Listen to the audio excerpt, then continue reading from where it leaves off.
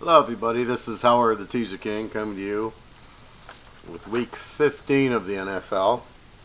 Now it starts getting down to the nitty gritty.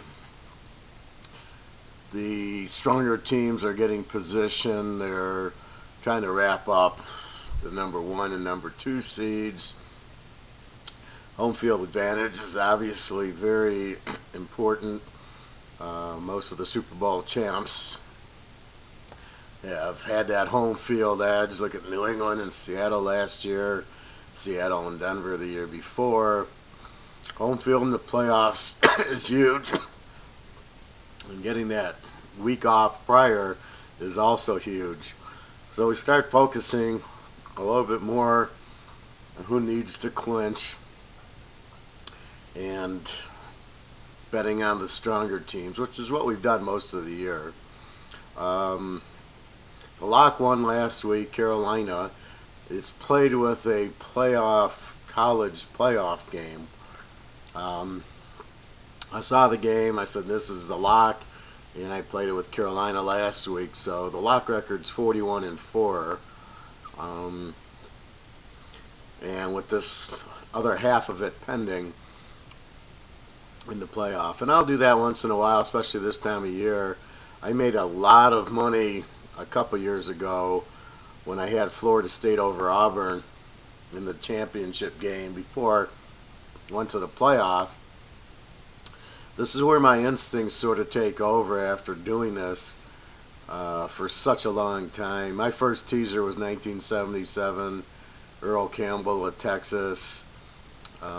My dad told me about teasers. I used to bet them straight when I was 10, 11 years old back in the late 60s, early 70s. And he said, yeah, there's teasers out there. And what's that? Well, you adjust the line 6 points. I go, what's the point of that? And then I started looking into it, and you started realizing, oh, you get this team, you take a +2 to +8, it's huge. I mean, it's like, that's where I discovered locks, of really locks. I said, that's incredible, getting 2s to 8s and 7s down to 1, where the team needs just to win the game. I've been locking a lot of Carolina this year, a lot of New England. I've been getting 7 down to 1. A lot of dogs where I can find them. I've been adding the over-unders a lot more. I've been really paying attention to those. There's such bad teams and such bad quarterbacks out there. There's a lot of under games because of that. When you got 2 lousy quarterbacks going at it, it's an under. And where they're going to score. The defense is always good enough. Excuse me. The defense is always good enough. It's just a matter of the offense being able to do it. So basically that's what you're looking at. So let's quickly go over who needs the game this week. This is week 15 in the pros. In the AFC, New England has the number 1 seed. They got to keep winning because they're only got a game lead, and they lost to Denver. So if they're tied with Denver, Denver gets it. So New England has to have it. Denver and Cincinnati for the divisions. So they're all fighting for the 1 and 2 seeds. Now, Cincinnati lost Dalton. Look for them to run the ball more and play defense. Denver has no quarterback until Manning gets back. They go to Pitt, so that kind of is a neutral because Pitt needs the game. Let me quickly give you the wild cards. Pitt, the Jets, and Kansas City all need the game. Well, in the games where we could use it, we're going to. Where you find the mismatch. But when Denver plays Pitt, they both need the game. It makes it a little more, you can't just play Denver and you can't just play Pitt because they play each other. So you got to be careful there. I don't even look at Houston and Indy and Jacksonville. Those teams stink, and I don't really have any interest in those. What is it? Houston plays Indy for the conference basically this week. All the quarterbacks are injured. I would say it'll be an under game because there's no quarterbacks, but I don't have a line. I don't have an over-under. So I got to keep that in mind. But at this point, I would say this is an under game. I couldn't tell you who to bet on. Like I said, both teams basically stink, and I think this whole rule is stupid. Where just because you win your division, Houston or Indy doesn't deserve to be in the playoffs. But with that said, they do get in, and we'll bet against them round one. In the NFC, Carolina has to keep winning. I love Arizona because it makes Carolina keep playing. I think they got to win 2 more games than Arizona. And then you got Green Bay and Minnesota. One's going to be the wild card, one will be the division, so they got to win.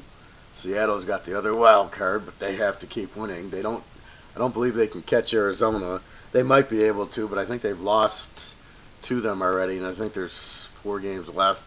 They mathematically might have a chance, but they're going to fight for the wild card. And I don't really care about Philadelphia, the Giants, Washington, Dallas. Dallas is still alive with 2 wins. I mean, it's ridiculous. A bad team's a bad team. When the Patriots lost Brady, New England won 10 or 11 games with nobody, with Matt Castle, who never even played at USC. That's good coaching. What is Dallas? They lose Romo, who's an average quarterback, and they've won 3 or 4 games. I mean, they can't win without him. With the same Castle who was at New England, which is ironic. So it just shows you the difference in coaching and strategy and everything else. So again, I'm not going to really pay too much attention to Philly, Washington, the Giants, and Dallas. I'll pay a little attention to them, maybe more so near the end. I think the Giants and Philly are probably better teams than they show, especially the Giants. They blew those early leads with bad coaching. I thought the first game when Manning where he throws the ball incomplete, all he's got to do is just, why isn't he running the ball and eating the clock, kicking the field goal, or running it and letting them have the ball at the 1 yard line? I mean, either way, and then don't rush 3 guys. So I think the Giants, when I look at their stats, they're really a better team than what they're giving it shown for, because they blew a lot of close. They play a lot of close games. The only games that I've seen them really get blown out in was against Philadelphia for some reason, and they lost that 27-7. So outside of that, they've been very competitive. So those are the teams that really need the game. Again, the number 1 seeds would be New England and Carolina, and 2 is going to be Denver, Cincy, or Arizona. But Arizona is going to keep fighting because they could be the number 1 seed if Carolina were to lose a few games mathematically. And I think Arizona, they're in the playoffs, but they still need the win to clinch the division, because Seattle is hot. And so mathematically, I think Seattle, if they win out and Arizona lose out, I think Seattle gets it. But at this point, we'll just keep playing Arizona, Carolina, and those teams. Like I said, I've been locking Carolina, and one of the big factors is the spreads have been 7 points. They're laying 6, they're laying 7. How about Thanksgiving?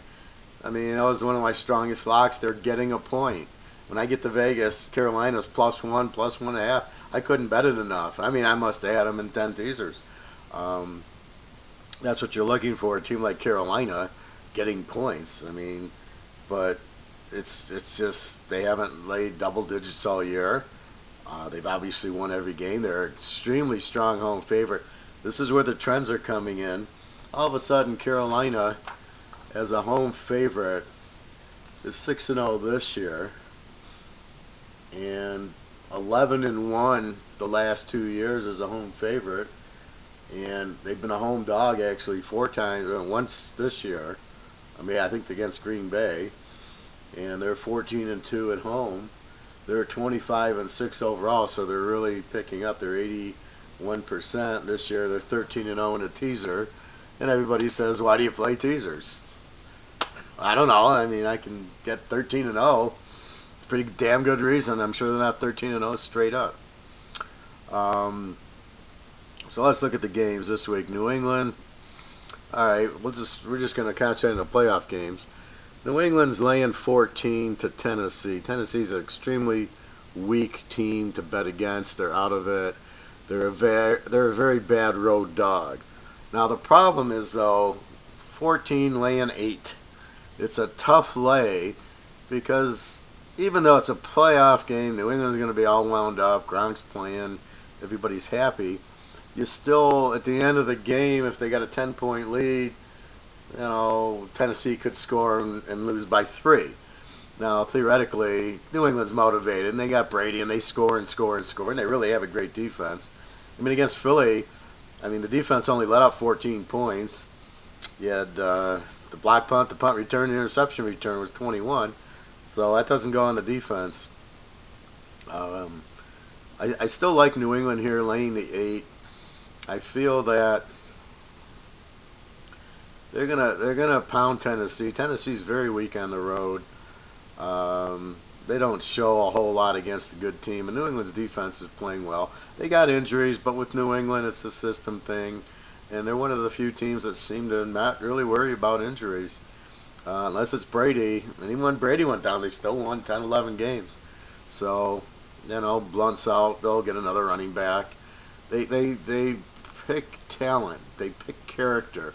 So they get guys that fit the mold. He's looking for smart guys. He's looking guys that understand the scheme. So they plug in somebody else.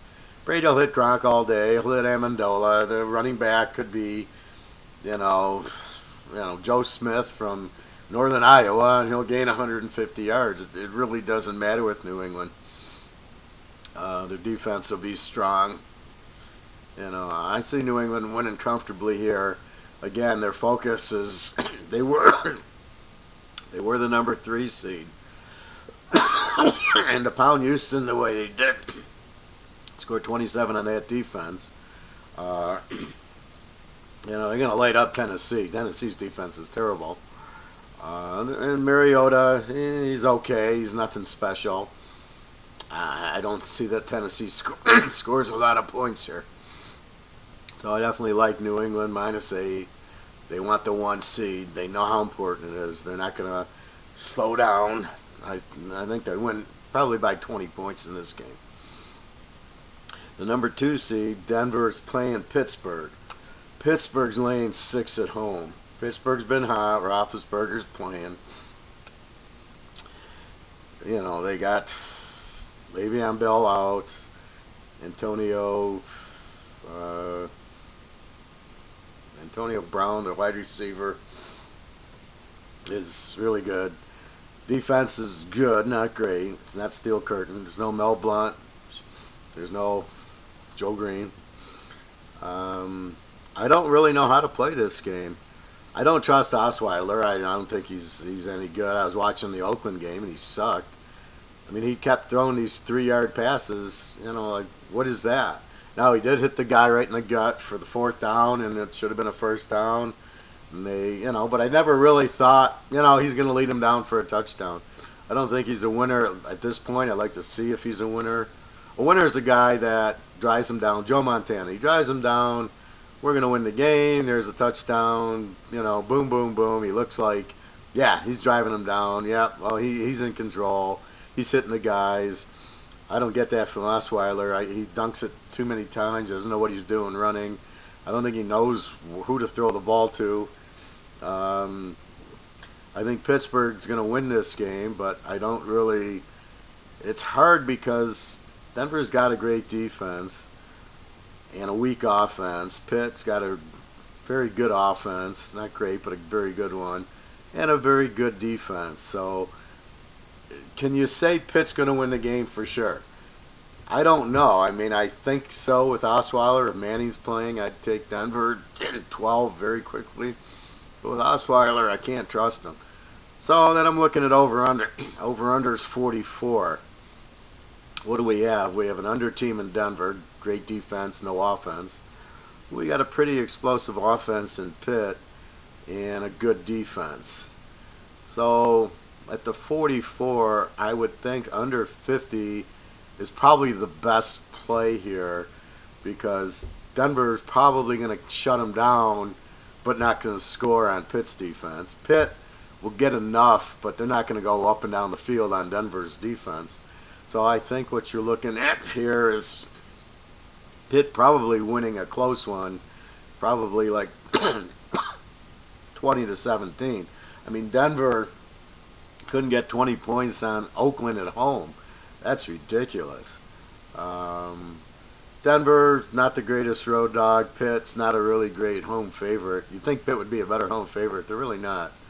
So after looking at it, I would say under 50 looks better than over 38 because I don't see a lot of points scored.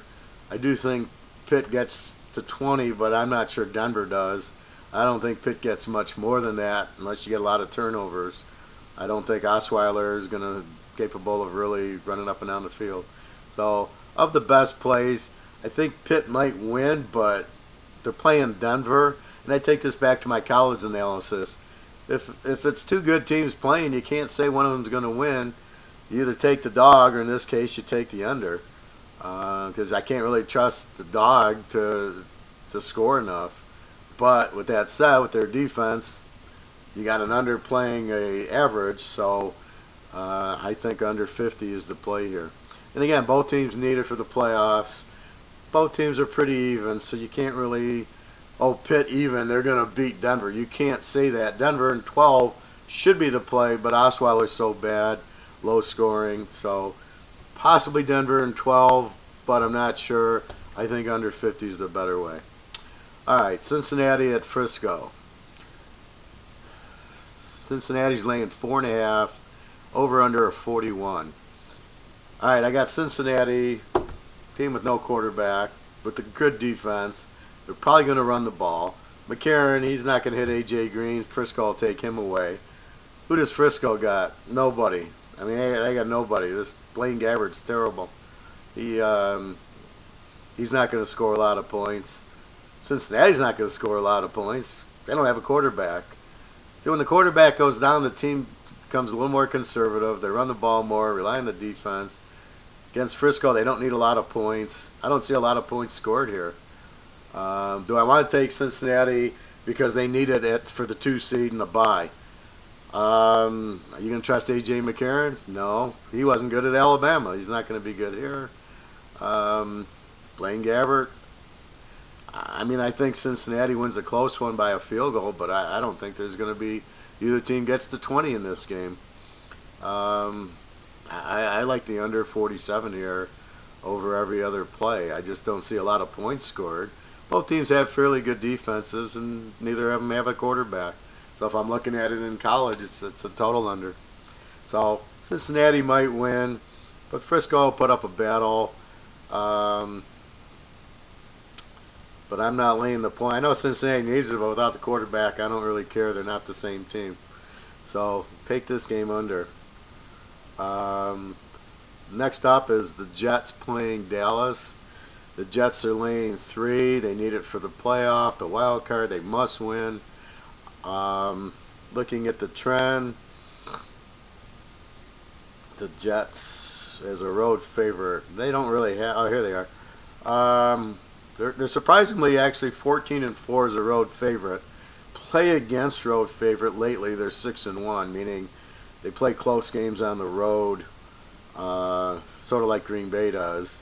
Dallas is a play against home dog since 2009, 11-1, meaning when Dallas is a home dog, they lose. So means when they play a decent team, they lose. Here, I thought Dallas would be favored in the game at home. The Jets are favored. I would take the Jets plus the 3 here. I think that it should be a good matchup for them. I think they can throw enough, and the defense is strong enough. This should be a low-scoring game also because Dallas, great defense, no quarterback. The Jets have a great defense. They've been moving the ball and scoring, but they've been, they'll get in the 20s, but you're not looking at a lot. Over under 42, kick it under 48. You can take the Jets plus 3 or under 48 or both. That's how I look at this game. And the last one, Kansas City, laying 7.5 to Baltimore. This I like enough to take Kansas City. Cut them down to 1.5. here they're playing a weak Baltimore team. The quarterback's injured. The second string quarterback's injured. Um, they just don't have a lot. Kansas City's been playing well. They've been playing. They're a pretty good road favorite. KC's 10-1 is a road favorite. Their last 11. Baltimore has not been a home dog often. They used to be a great home favorite. This year they're slipping. They're not covering as much, and they basically got a lot of injuries. The defense, they've never replaced Ray Lewis, Ed Reed. I think KC has to win the game. You're only talking about 1.5, 1 point. I think KC, can handle that. In the NFC, Carolina goes against the Giants, lane 5. I'm actually a little scared about this game. The Giants have a way of getting the win, beating New England, getting up for the challenge.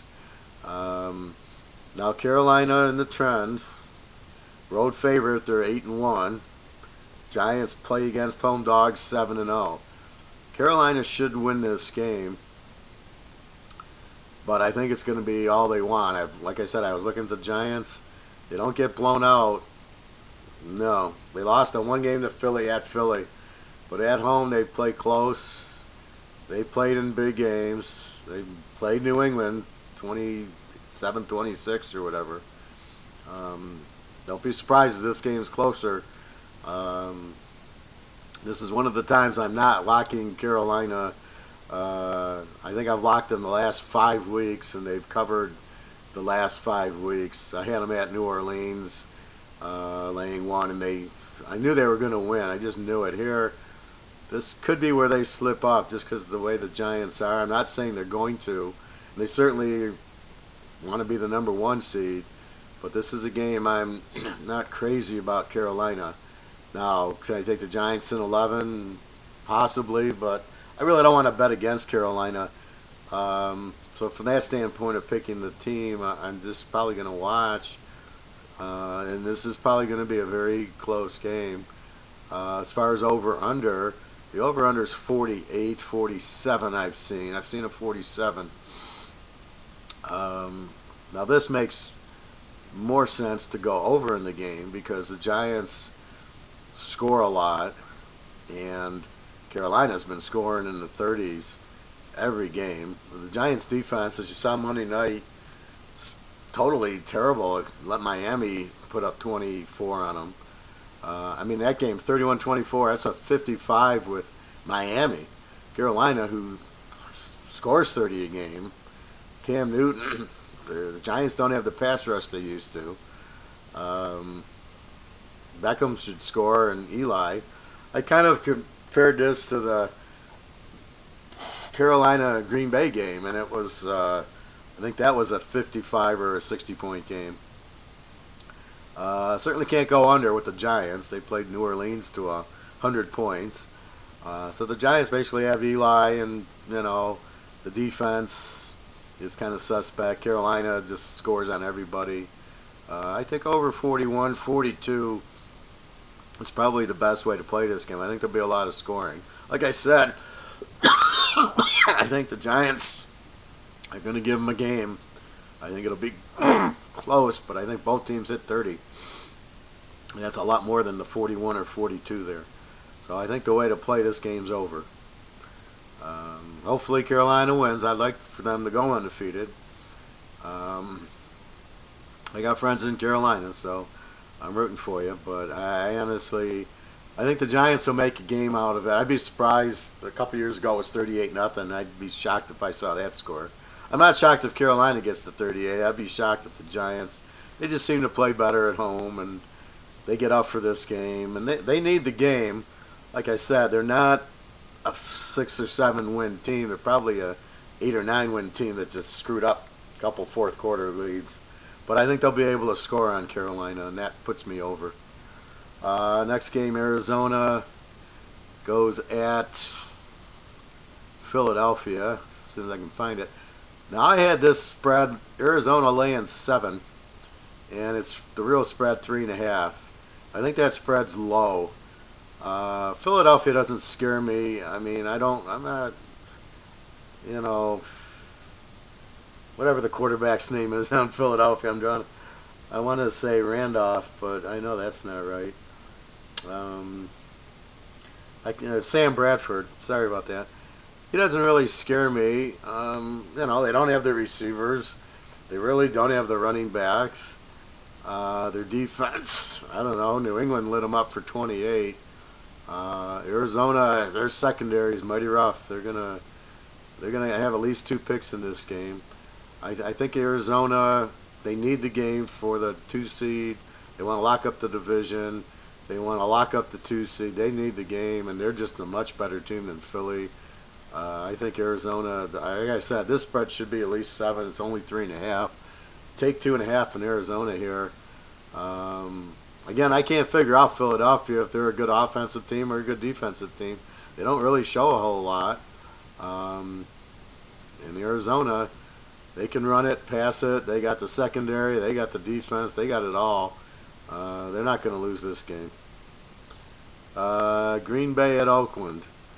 Here's a game. Green Bay laying 3. Again, I thought the line should be 7 here. It's only 3. Most of my lines were pretty accurate. I thought Dallas would be favored over the Jets. I hit most of the others dead on. I thought Washington would be a 3-point favorite, and Buffalo's a 1. I had New England and Seattle laying 10. They're laying 14, which is just Vegas' way of saying, please don't bet those teams. Arizona, Green Bay I had 7 is 3. And Pitt I had 4 is 6. And the rest are pretty much I have it. I make my own line. Like here I had Cincinnati laying 3. They're laying 4.5. So I compare that. The miss line is Dallas should be favored. And Washington should be favored. Anyway, what was I talking? Green Bay. The stat on Green Bay here, Green Bay is a play against road favorite is 35-6 since 09, 18-2 the last 20. They do not blow out it on the road.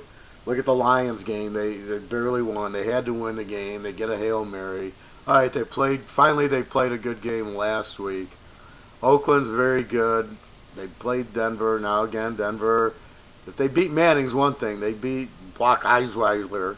And, here they're going against Aaron Rodgers. Oakland's not a great home dog, but they're better with Derek Carr. He can definitely, throw the ball, and their defense seems to be better. I don't love Green Bay here, I'll tell you that. I would take Oakland at 9 before I'd take Green Bay. They're just not going to go to the West Coast and pound Oakland after Oakland just showed against Denver.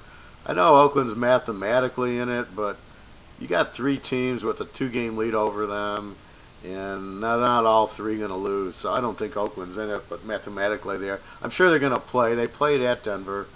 They'll play here, and I just think Oakland at 9 is a better pick than Green Bay. Green Bay needs the game, but they are not a good road favorite. In a teaser getting 9, I definitely like Oakland here. Minnesota's laying 5 to the Bears. The big trend here is Minnesota and the favorite, and Minnesota is favorite here, laying 5, are 9-1 the last 10 in Minnesota. Chicago and the dog is 4-1. Chicago's 9-1 in the series, but Minnie and the favorite are 9-1 in Minnie. So I think Minnie wins this game by 10 points, enough that Chicago covers. But Minnie and the favorite are the play here. Yes, Minnesota's got injuries, but didn't really hurt them that much at Arizona, the guys being injured. Again, this is the NFL. You lose a linebacker, you got other linebackers. They're all pros. Or you lose a safety, you got other safeties. I mean, come on, those positions aren't that key that you lose one and that's it, and the team runs right through you like it's college. It's not going to happen. I take Minnie plus the 1 here. Minnie should win the game. They need the game for wild card. They need the game for their thing. But I don't think Minnie and Green Bay are that much stronger. So I still, I don't think the Bears are they're not a great road dog. It's just, is there any trend on them? No. So basically, I think Minnie needs the game. They're at home, and they always beat the Bears at home. That's the beauty of my micro trend of looking at Minnesota versus Chicago, and I can see when these two teams play in Minnesota, you take Minnesota. I don't know, in Chicago you might take Chicago. There's a lot of, in these things, you either take the dog, or sometimes you take the favorite, or sometimes one team owns the other. Pits like that, they own Cleveland, or they're great at Cincinnati. Here, Minnesota owns Chicago at home. So take Minnesota here. In the last game, Seattle should get the second wild card with either Mini or Green Bay. At home, they're playing Cleveland. Here's Cleveland's trend in a teaser. Play against road dog 43-8. That goes back to 2009. Most recently 24-4 or 11-2. Seattle, we all know, is a great home favorite, 25-6. You got a great home favorite playing a weak road dog. Good luck, Johnny Manziel. I see at least 3 picks. He'll throw. He'll run around the pocket. This Bennett's going to kill him. They're going to blitz the other linebacker. I can't remember his name. And good luck hitting that secondary. Richard Sherman will get one, and Cam Chancellor will get one. You don't mess with Seattle's secondary. You're not running around St. Texas A&M. You're not playing Alabama here. Three picks by Manziel. He doesn't show me anything anyway. They ran a lot last week against a weak 49er team. You're not getting that here. You're not running on Seattle. Good luck scoring. And Seattle's hot, and they're playing that Super Bowl level. Seattle by 30 in this game. Anything else I can give you? New Orleans, Detroit. New Orleans lane 3, over under 51. Take this game over 45. Breeze will have a field day on the Lions.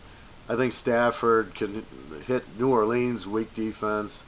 I see a lot of points in this game. Take it over 45. I think that's about it. I don't care about Atlanta, Jacksonville, Houston, Indy, Tampa Bay, St. Louis. I gave you the Jets, Dallas. Miami, San Diego, who cares? So that's what we have there. Now I have 4 locks going this week in the pros. I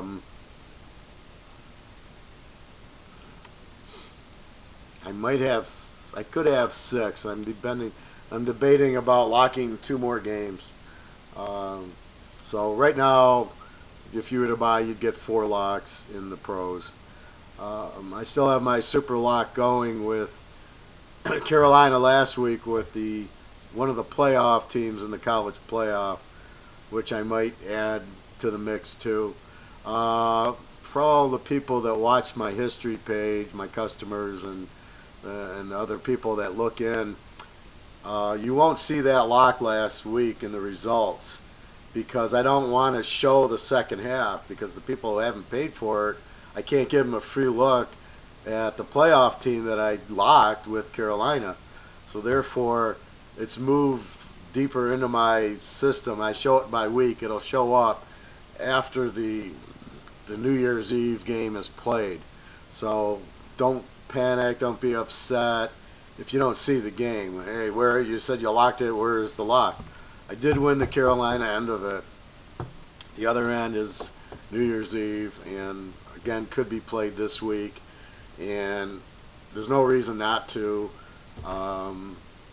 I think it's the best game I've seen all year as far as that playoff team in college to play. Line is out of whack by at least 6 points there, plus the teaser. All right, everybody, so this is week 15 of the NFL. I have the bowl package out. I think it's 150. You get all the bowls. There's 41 bowls. You get all the bowls plus the playoff and through the playoff. So you get every college bowl game there is for only 150. Or you can continue to buy. I got a lot of people that are buying the pro and the college for 150 a week. So you can continue to do that, and you'll get the bowl games that happen during that week. My weekend's Monday night. So anything from Tuesday to the following Monday you would pick up. So you could play it that way and just keep buying the week, or you can buy the 150 and get all the college bowls. It's totally up to you. I see. I don't see a whole lot of locks in the bowls, but I do see a lot of good plays. I can lock up to 5 games, but I've locked one so far, and I think I'm going to lock. There's 2 or 3 others. There's a couple of totals and a couple of other games that I really like that I'll lock as they go. I don't see the spreads moving that much on these games, but I do like the locks on it. And it's just you're looking at the matchup. So I could play some more with the college game this week. I haven't yet, but I think I might start adding a few. All right, everybody, go to www.teaserking.com. Good luck. Please ask me questions or comments. Lock records 41-4. Just unbelievable. And it's mostly been Carolina and New England have been gold. I did not lock either of those this week. So it's a little bit different, my locks this week, but just as strong, and I'm just feeling it. I just see it, and everything's just, they're pounding it. And, what can I say? I'm just on fire with my locks. All right, everybody, have a great weekend. Good luck.